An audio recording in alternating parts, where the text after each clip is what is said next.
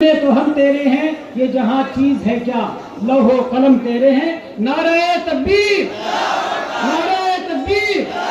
देखो देखो कौन आया।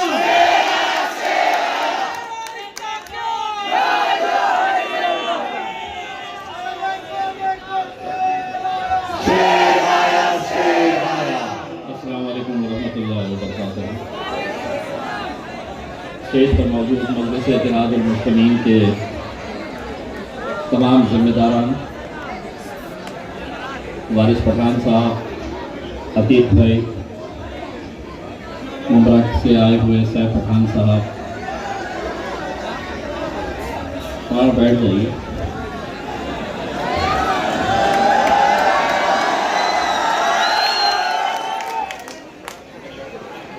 हम अपनी तस्वीर से व्हाट्सएप और सोशल मीडिया पे नहीं, लोगों के दिलों में बना कर जाते हैं।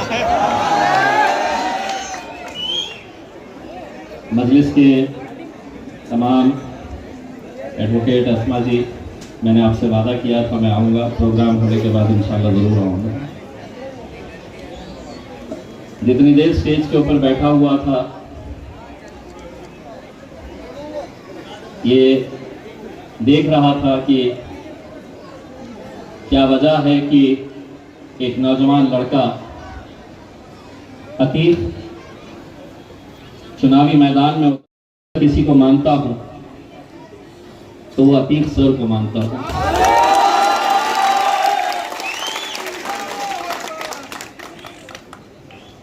अगर आप मुझसे ये वजह पूछेंगे तो मैं यही कहना चाहूंगा कि जो शख्स हमारे माशरे में, हमारी कौम में गरीबों को तालीम पहुंचाने का काम कर रहा है, उससे बड़ा कोई लीडर हो नहीं सकता। और पिछले कई सालों से अतीक सर जो काम कर रहे हैं वो लफ्जों में बयान नहीं किया जा सकता है। यकीनन मजलिस इत्तेहादुल मुस्लिमीन अपना सर झुकाकर गोवंडी की हमारी माएँ, बहनें, नौजवानों का, बुजुर्गों का हम तहे दिल से शुक्रिया अदा करते हैं कि जो यकीन आप लोगों ने इस नौजवान लड़के के ऊपर आपने दिया। जीत और हार जो भी हो, हम हमेशा एक बात कहते हैं कि हमारा काम मेहनत करना है, जीत और हार का जो भी फैसला है वो अपना रब करता है। अल्लाह की मर्जी के बगैर पत्ता भी नहीं हिल सकता है। तो अगर कोई ये समझता है कि अगर किसी को हराकर, किसी को गिराकर कोई बहुत आगे निकलना चाहता है, अपने तकब्बुर में ये सोच रहा है कि मैंने सिर्फ यहां पर अतीक को नहीं हराया बल्कि औरंगाबाद से इम्तियाज जलील को भी हराया, तो एक बात अच्छी तरह से समझ लेना, अगर अपने ईमान पे यकीन है तो ये बात भी सुन लेना कि तू इज़्ज़ु मन तशा तो ज़िल्लु मन तशा, इज्जत का और जिल्लत का देने वाला खुदा है।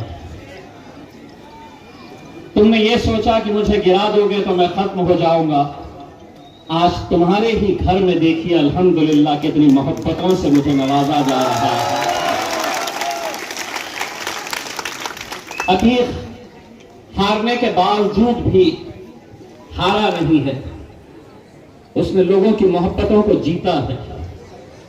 यह अलग बात है कि कुछ आंकड़े कम हो गए होंगे, यह अलग बात है कि जो मेरे कायद बैरिस्टर असदुद्दीन अवैसी पार्लियामेंट में पिछले 20 सालों से अकेले बैठते थे, यह आप लोगों की दुआओं का नतीजा है कि 5 साल उनके बाजू बैठने का शर्फ मुझे भी हासिल हुआ।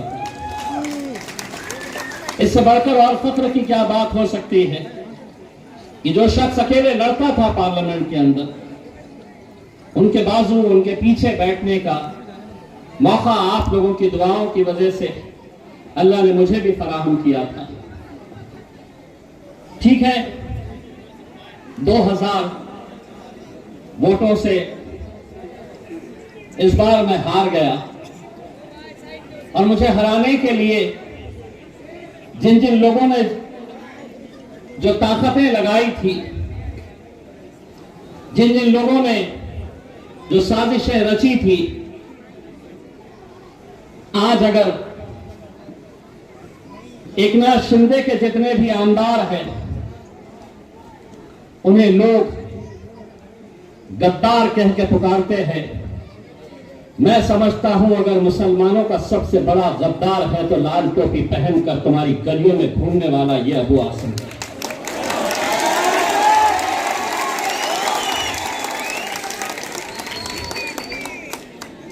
और अगर मैं झूठ कह रहा हूं तो बताओ मुझे कितने की डील हुई थी, कितने का सौदा हुआ था देवेंद्र फडणवीस के साथ। इम्तियाज जलील को हराना है, तुझे हमारी मदद करनी होगी। मैं जानता हूं दौलत इतनी कमा लिया है कि अंदर जाने का डर सता रहा था, तो सोचा खाम का सौदा कर लूं। एक बात अच्छी तरह से समझ लेना, आगाज तूने किया है, अंजाम तक तुझे इंशाअल्लाह हम पहुंचाएंगे। गोवंडी की आवाम पहुंचाएगी।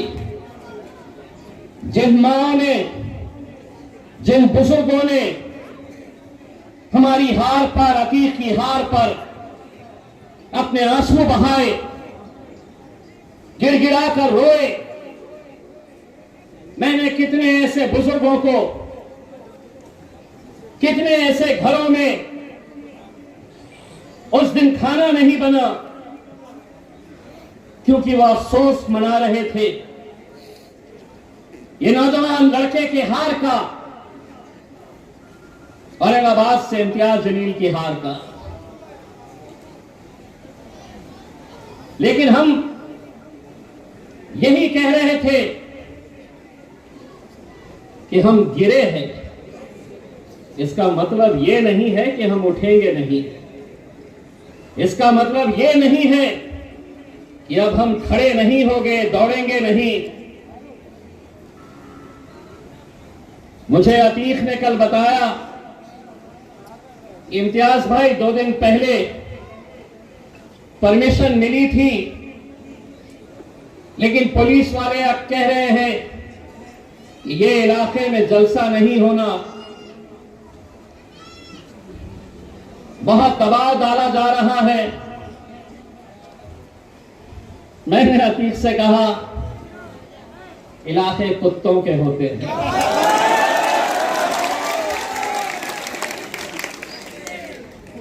शेर कहीं पर भी जा सकता है। मैं अपने तौर से गोवंडी की पुलिस का, प्रशासन का शुक्रिया अदा करना चाहता हूं, लेकिन यहां जितने पुलिस वाले मौजूद हैं, मैं उनसे हाथ जोड़कर एक गुजारिश करना चाहता हूं, बच्चा किसी का भी हो, मां के लिए, बाप के लिए प्यारा होता है।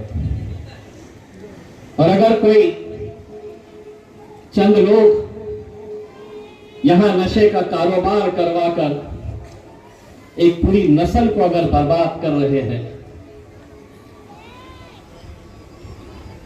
पैसा कमाने के हजारों रास्ते हैं, लेकिन किसी की बददुआ लेकर, किसी मां के आंख में आंसू लाकर, आप तसव्वुर करिए गोवंडी की हालात क्यों इतने खराब हो गए हैं। क्या वजह है कि आज हम यहां पर नशे के कारोबार को हम खत्म नहीं कर पा रहे हैं। दोस्तों, बड़ी जिम्मेदारी के साथ ये बात कह रहा हूं, महाराष्ट्र में ही नहीं पूरे हिंदुस्तान में अगर नशे का कारोबार अगर चलाया जा रहा है तो सरकार इसके पीछे है। सरकार के इशारों के ऊपर इन बस्तियों में, इन मोहल्लों में, इन गलियों में ये नशे का कारोबार चलाया जा रहा है ताकि इन्हें कमजोर किया जाए, इनकी नस्ल को बर्बाद किया जाए। वरना क्या वजह है कि मोहल्ले का हर एक एक लड़का जानता है कि नशे का कारोबार कहां हो रहा है। पुलिस क्यों नहीं जानती है?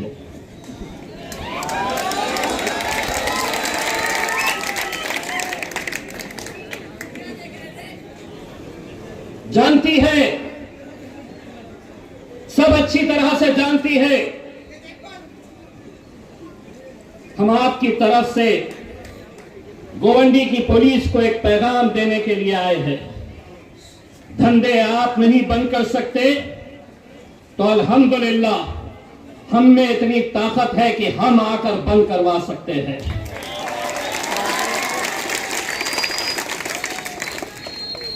हम कब तक अपने नौजवानों को ऐसे ही अपनी आंखों के सामने मरते हुए देखें? और ये सिर्फ गोवंडी की बात नहीं है, मुसलमानों की आबादी मुमरा में है, वहां पे भी जहां जहां पर आपकी आबादी है वहां पर यह काम किया जा रहा है। मैं आज आपके बीच में आपका शुक्रिया अदा करने के साथ साथ आज महाराष्ट्र के अंदर महानगर पालिका, नगर पालिका, जिला परिषद, पंचायत, इसके इलेक्शन अगले 2-3 महीनों के अंदर होने वाले हैं। और हमने तय किया था कि हमारी शुरुआत उस मुकाम से करेंगे कि जहां पर हमें इतनी मोहब्बतों से नवाजा गया था। इसीलिए मजलिस का पहला जलसा पूरे महाराष्ट्र में आज गोवंडी से हमने शुरुआत की है। आपकी दुआएं रहेगी, आते रहेंगे, क्योंकि अब हम आए हैं तो ये भी आएंगे, पीछे पीछे आएंगे। आज तो सुना है देवनार में लाल टोपी पहनकर घूम रहे थे। मुझे किसी ने फोन किया, बोले साहब लाल सिंह वाला बकरा घूम रहा है, ले लूं क्या? मैंने कहा बकरी ईद पे हलाल का गोश्त चलता है, हराम का नहीं चलता है।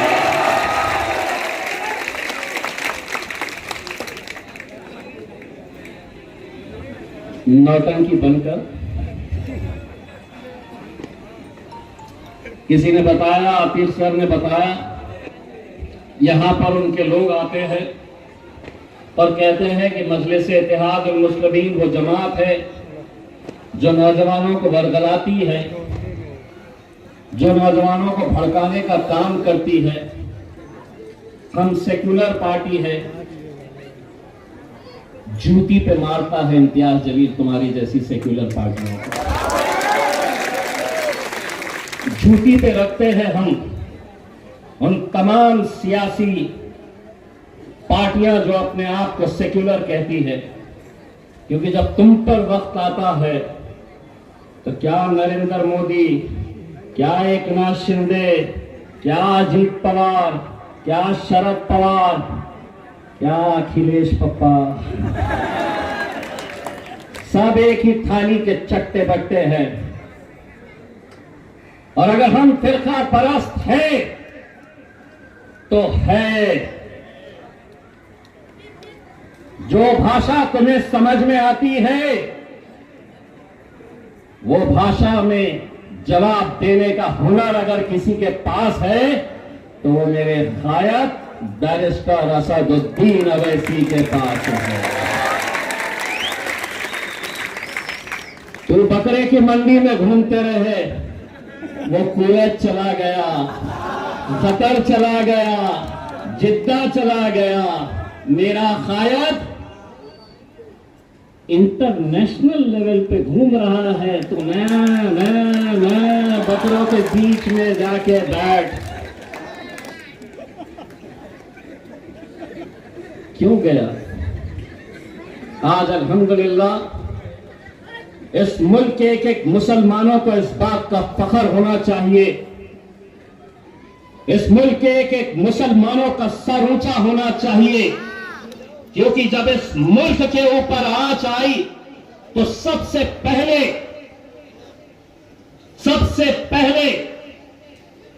हमारे मजहब ने हिंदी के अंदर अगर आप लोगों ने मजलिस को कामयाब किया तो सबसे पहला जीत का जश्न इंशाअल्लाह हम गोवंडी के अंदर मनाएंगे, जिसके अंदर असदुद्दीन अवैसी साहब भी यहां पर आएंगे।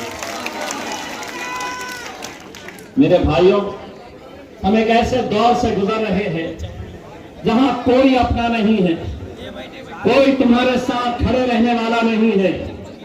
हमारी लड़ाई, ये मेरे को पीछे से बोल रहे 4 मिनट बचे हैं, T20 के अंदर आखिरी ओवर के अंदर ही बैटिंग चलती है। तो ये है कि आपकी लड़ाई आप ही को लड़नी है। आप अच्छी तरह से उस मंजर को जानते होंगे जब मेरे नबी करीम सल्लल्लाहु अलैहि वसल्लम के खिलाफ गुस्ताखी हुई तो हमने कहा कि हम 4 लोग 10 लोग जाकर किसी पुलिस अधिकारी को हम निवेदन दे के तस्वीरें नहीं छपाएंगे। अगर तुझे भाषा रास्ते की समझ में आती है तो हम रास्ते पे आएंगे। और अल्हम्दुलिल्लाह पूरे हिंदुस्तान की तारीख के अंदर मेरी कोई हैसियत नहीं थी, मेरी कोई ताकत नहीं थी, लेकिन मेरे आका मेरे रसूल मोहम्मद सल्लल्लाहु अलैहि वसल्लम का नाम जब आया तो अल्हम्दुलिल्लाह महाराष्ट्र की सड़कों के ऊपर सरों का समंदर नजर आया। एक एक नौजवान रास्ते के ऊपर निकल आया। अगर एक बार हम आ सकते हैं, दोबारा कोई हिम्मत करा तो दूसरी बार भी बंबई को जाम करने की ताकत अल्हम्दुलिल्लाह हम रखते हैं। वो मेरे साथ नारे तकबीर, नारे तकबीर। बहुत बहुत शुक्रिया।